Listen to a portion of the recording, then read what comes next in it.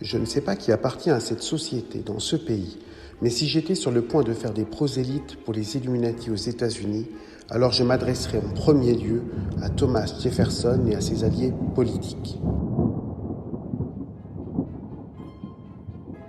Illuminati épisode 1, menace sur le Capitole. À l'approche des élections présidentielles américaines de 1800, un respectable pasteur calviniste, Theodore Dwight, lance la rumeur.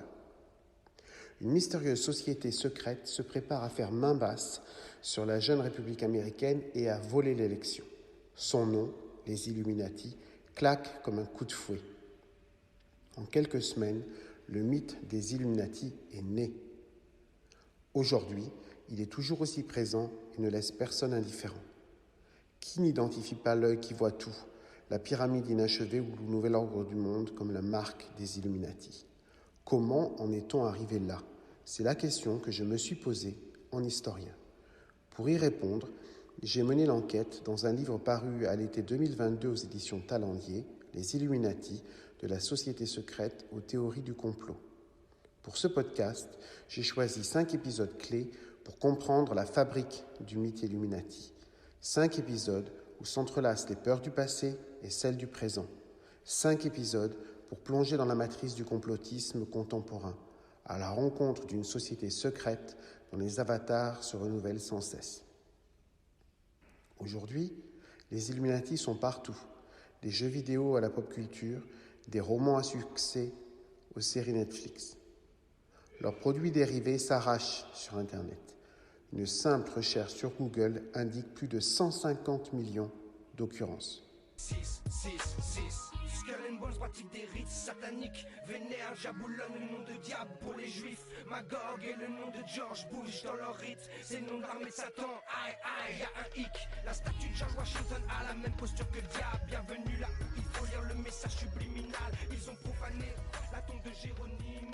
Comment une société secrète, à l'existence certes avérée mais brève, une décennie, les Illuminaten, nés dans la Bavière catholique en mai 1776, un mois avant la déclaration d'indépendance américaine du 4 juillet, a pu, bien malgré elle, donner naissance au mythe des Illuminati. Aujourd'hui, l'ombre des Illuminati plane toujours, menaçante, sur le Capitole et sur la Maison-Blanche. Instrument d'un complot satanique, les Illuminati auraient en effet volé à Donald Trump sa réélection en 2020, comme ils auraient volé à John Adams un deuxième mandat qui lui tendait pourtant les bras en 1800. Au cours des 2 siècles qui séparent les élections de 1800 et de 2020, les Illuminati auront offert aux naïfs citoyens américains un dangereux cheval de Troie, la statue de la liberté, placé leur symbole mortifère sur le billet d'$1 ou encore déclenché une sanglante guerre civile connue sous le nom de guerre de sécession.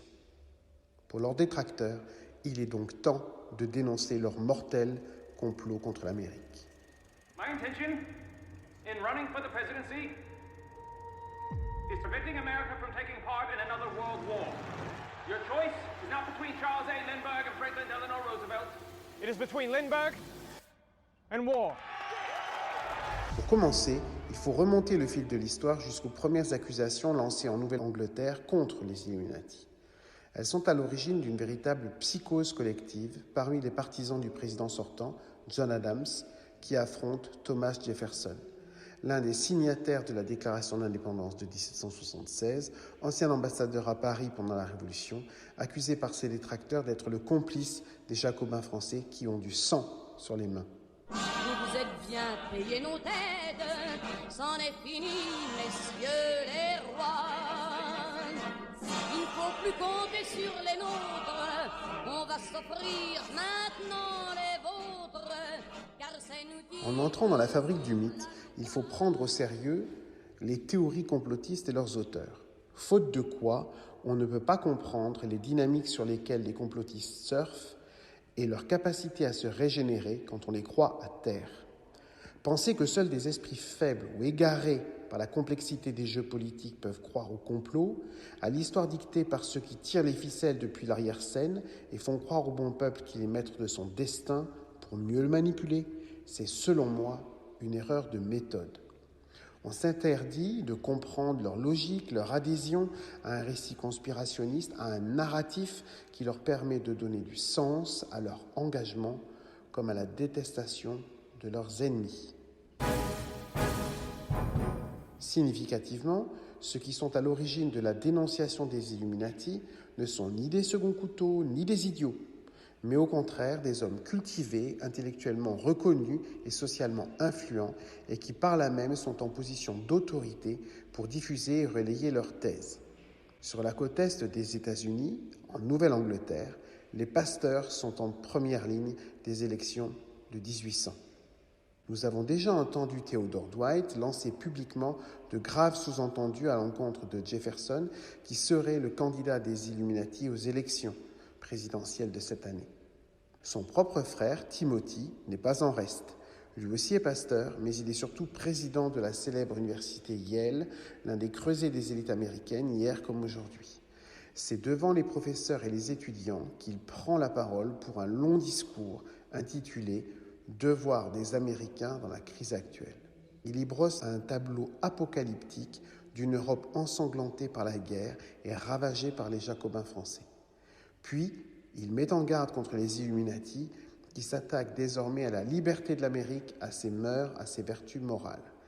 Ils sont prêts à commettre des meurtres, à déclencher des guerres et des boucheries sans fin, si elles leur permettent de parvenir à leurs objectifs, renverser les religions, les gouvernements et les sociétés. Timothy Dwight s'appuie sur 2 ouvrages parus à la fin de l'année 1797. Les preuves d'une conspiration, Proofs of a Conspiracy, du savant écossais John Robison, qui forge le terme Illuminati et en le plaçant dans son titre, le transforme instantanément en best-seller. Les mémoires pour servir à l'histoire du jacobinisme de l'ancien jésuite français Augustin Baruel, alors exilé en Angleterre. Quelques semaines après, la peur des Illuminati franchit l'Atlantique comme une lame de fond. Dès 1798, Timothy Dwight se demande en effet si les couplets sanglants de la Marseillaise ne remplaceront pas bientôt les psaumes dans les églises de Nouvelle-Angleterre. Allons-nous, mes frères, devenir les complices de ces péchés? Allons-nous les faire entrer dans notre gouvernement, dans nos écoles, dans nos familles? Allons-nous laisser nos fils devenir les disciples de Voltaire et les dragons de Marat? Laisserons-nous nos filles devenir les concubines des Illuminati? De son côté, un autre pasteur, Jedediah Morse, succombe lui aussi à la peur des Illuminati.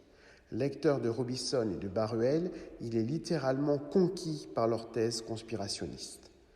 Le 8 mai 1798, il prononce un sermon où il reprend en tout point les arguments de John Robison. Les Illuminati ont entrepris de submerger la jeune République américaine, de miner de l'intérieur ses institutions, en lui instillant le poison des idées radicales venues de France. S'il l'emporte, alors c'en est fini du plan divin pour l'Amérique. Tous les efforts des pères fondateurs et de ceux qui ont suivi la voie qu'ils avaient tracée auront été vains. Dans une envolée eschatologique de fin du monde, il voit la philosophie athée qui submerge déjà l'ancien monde, menacer la Nouvelle-Angleterre et l'Amérique tout entière, tel un nouveau déluge. L'écho de son sermon est puissant, car il est recommandé par le président John Adams lui-même, et on comprend bien pourquoi, pour le National Day Prayer, journée de prière où toute la nation est appelée à se recueillir. Dans un autre sermon, Jedediah Morse enfonce le clou.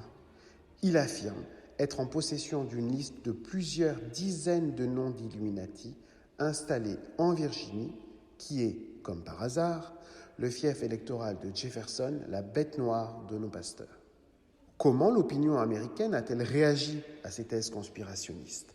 Pour le comprendre, il faut nous intéresser au contexte intérieur et international de l'époque. L'heure est en effet à la dénonciation de l'ennemi intérieur, suspect d'être de connivence avec les Jacobins français, alors que la quasi-war, la quasi-guerre, des années 1798-1800, plombe la relation transatlantique entre les États-Unis et leurs alliés historiques, les Français. Pour faire simple, les Américains sont de plus en plus hostiles à la radicalisation de la Révolution française.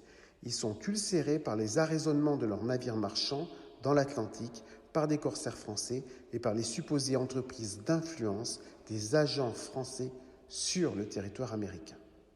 On est donc à deux doigts d'une guerre que nous avons oubliée de ce côté-ci de l'Atlantique, mais qui est connue aux États-Unis sous le nom de Quasi-War, la quasi-guerre.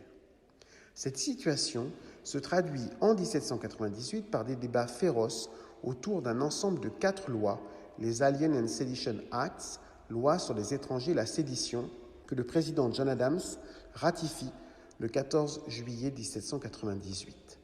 Violemment dénoncé comme anticonstitutionnel, parce que le premier amendement protège la liberté de parole et la liberté de la presse, comme attentatoire au principe même de la nation américaine par les partisans de Jefferson, l'entrée en vigueur du Sedition Act débouche notamment sur une vingtaine de procès contre des journalistes ou des opposants à l'administration fédéraliste, c'est-à-dire au gouvernement de John Adams. Le Sedition Act criminalise en effet, pour un citoyen américain, le fait d'imprimer, de relayer ou de publier tout écrit faux, scandaleux et malveillant à l'égard du gouvernement. C'est une arme de dissuasion massive pour museler la presse et le débat politique. Parmi les accusés figure le propre fils de Benjamin Franklin, l'imprimeur et éditeur de presse, dont l'arrestation a été mouvementée. Des divisions entre États se manifestent également au sein de la République quand James Madison et Thomas Jefferson font adopter par le Kentucky et la Virginie des résolutions qui contredisent la loi fédérale. Mais développer et instrumentaliser des thèses dénonçant un ennemi de l'intérieur coupable d'intelligence avec les Illuminati et les Jacobins est un exercice périlleux. Les frères Dwight et Morse, mais surtout leur candidat fédéraliste à sa réélection, John Adams lui-même, l'apprennent à leurs dépens lors des élections de 1800. Un autre prédicateur, épiscopalien celui-ci, c'est-à-dire anglican, le révérend John Ogden, a décidé en effet de les combattre sur leur propre terrain. Il prend la plume dans le périodique de Philadelphie et principal organe jeffersonien, Aurora, pour révéler aux lecteurs que les vrais Illuminati ne sont pas ceux qu'on croit, c'est-à-dire Jefferson et ses principaux soutiens, mais au contraire Morse et Dwight, les arroseurs arrosés en quelque sorte.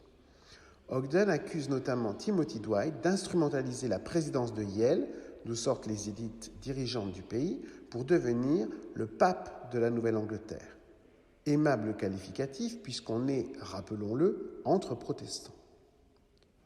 La violence des attaques que se lancent les partisans d'Adams, de Jefferson, ne fait pas de doute et annonce la vie politique d'aujourd'hui. Et les fédéralistes, partisans d'Adams, qualifient Aurora de cette prostituée de journal et de mère des abominations. Quand, de leur côté, les démocrates républicains, favorables à Jefferson, la portent au nu comme la Bible de la démocratie. On imagine la confusion générale et le désarroi de l'opinion devant cette omniprésence des Illuminati dans le débat public. Par effet boomerang, les initiateurs de la théorie de la conspiration Illuminati sont eux-mêmes sur la sellette, sommés de s'expliquer. À l'arrivée, Adams est battu et Jefferson élu. Le nouveau président annule l'essentiel des Alien and Sedition Acts, apaise les relations franco-américaines. Et les historiens de pointer, un peu paresseusement, le reflux de ces thèses et de ce qu'on a appelé la New England Illuminati Scare, la terreur Illuminati sur la Nouvelle-Angleterre. Et pourtant, en sommes-nous si sûrs? Claim the letter. Is he the leader? Of this chapter, there are chapters all over the world, and it has been foretold that someday a chosen one will... Okay. I didn't ask for your life story. Let the initiation begin. Je pense pour ma part qu'une autre mise en perspective est possible. D'un côté comme de l'autre, c'est la thèse du complot qui a été brandie comme un argument massu. Un argument qui doit clouer définitivement le bec à l'adversaire et lui faire mordre la poussière.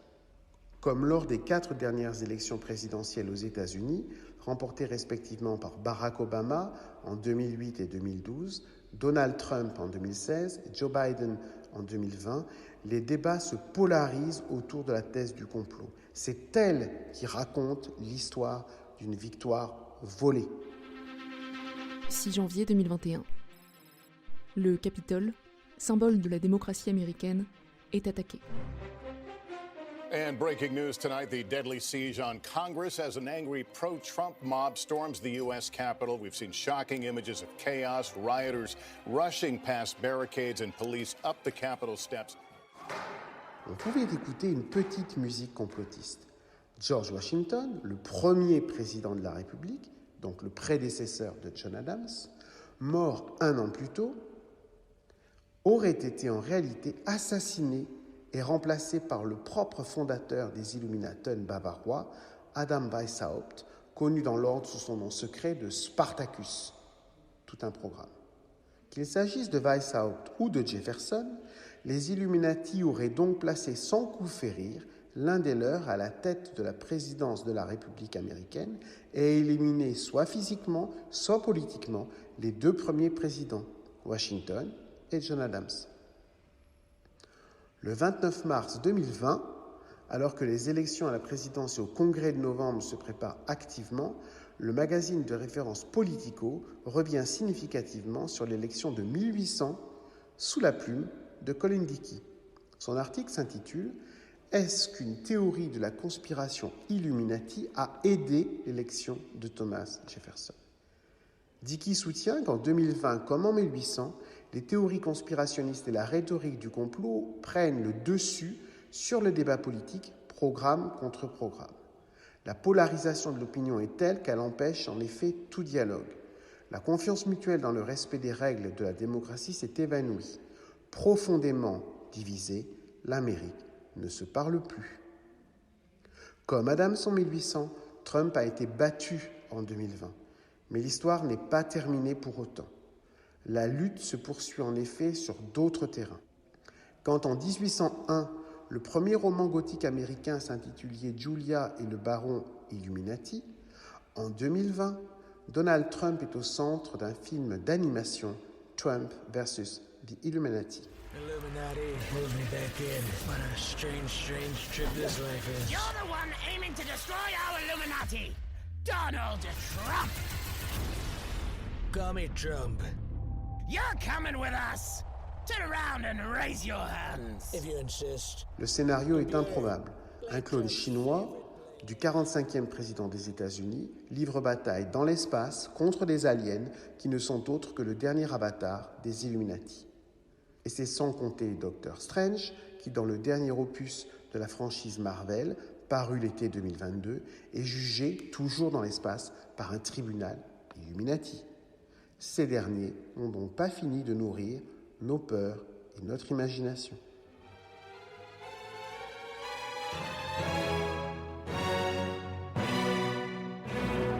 J'espère que Menace sur le Capitole vous aura donné envie d'en savoir plus sur les origines du mythe Illuminati. Dans le prochain épisode, j'ouvrirai avec vous un autre dossier de cette enquête, le projet secret Elysium. Bonne écoute.